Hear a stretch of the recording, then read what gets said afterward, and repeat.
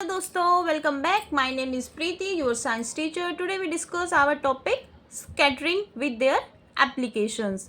सबसे पहले हमें नाम से पता होना चाहिए स्कैटरिंग का क्या होता है, फैलाव. हम इसमें बात करेंगे लाइट जो हमारी एटमॉस्फेयर के अंदर कैसे स्प्रेड होती है, कैसे स्कैटर होती है.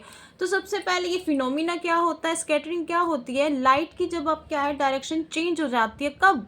When it strike tiny particles present in a medium. Medium आपका कुछ भी हो सकता है, जैसे एयर है, वाटर है, डस्ट है या फिर स्मोक है, जो भी उसके आसपास एटमॉस्फेयर के अंदर प्रेजेंट है, उसी को क्या बोलते हैं, स्कैटरिंग. अब स्कैटरिंग की बात आती है क्या, अब इसकी एप्लीकेशन क्या क्या है. जो आपने अपनी जो स्काई है उसका कलर क्या देखते हो आप, ब्लू देखते हो या फिर मोस्टली आप वाइट या ब्लू. सबसे ज़्यादा क्या होता है, ब्लू. वो क्यों होता है? अगर सिंपल वन लाइन में अगर आपसे पूछा जाता है कि why the colour of the sky is blue, you can simply answer due to scattering. Clear.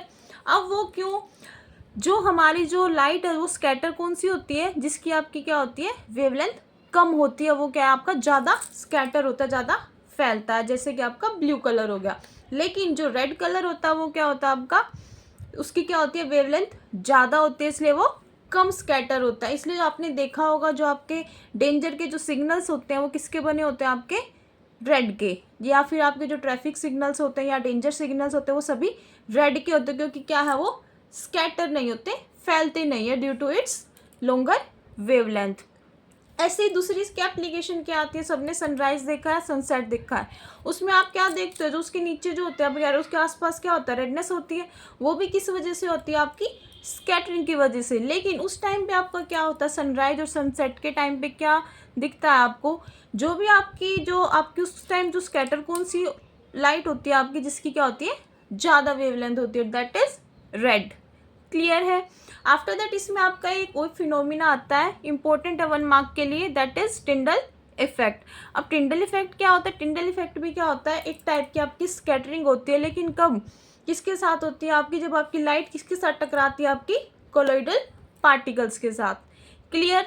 जैसे कि अगर मैं इसका सिंपल एग्जांपल दे दूँ आपको, आपने देखा भी होगा, ऑब्जर्व भी की होगी ये चीज़. क्या, जब आपने देखा अगर किसी भी रूम में स्मोक है, अगर कहीं से उसमें पिन होल भी क्या है, लाइट पास होने की दिख रही है आपको, तो वहाँ से आप क्या दिखते हो, विंडो में से छोटे छोटे से क्या दिखते हैं, डस्ट पार्टिकल्स प्रेजेंट दिखते हैं. वही क्या होता है आपका टिंडल इफेक्ट. दूसरा मैं अगर दिखाऊं, जो आपका जंगल में जो फॉरेस्ट होते हैं, बहुत सारे पेड़ होते हैं, उनमें से जब सनलाइट पास करेगी तो वो होल की तरह भी क्या काम करेगी आपके, जहाँ से वो लाइट पास करी वहाँ से आप क्या दिखते हो, डस्ट पार्टिकल्स आपको सीन होते हैं. वो भी क्या होता है आपका टिंडल इफेक्ट. अब इसमें एक क्वेश्चन आता है कि अब साइज के जो पार्टिकल्स होते हैं उस पर आपकी जो स्कैटरिंग है वो कैसे डिपेंड करती है. उसमें क्या होता है, जितने भी फाइन पार्टिकल्स होंगे, जितने भी आपके छोटे पार्टिकल्स होंगे, वो क्या करेंगे, ज़्यादा ज़्यादा फैलते हैं. तो ज़्यादा फैलते हैं तो जो कौन सा कलर ज़्यादा स्प्रेड करेगा, फिर आपका ब्लू कलर.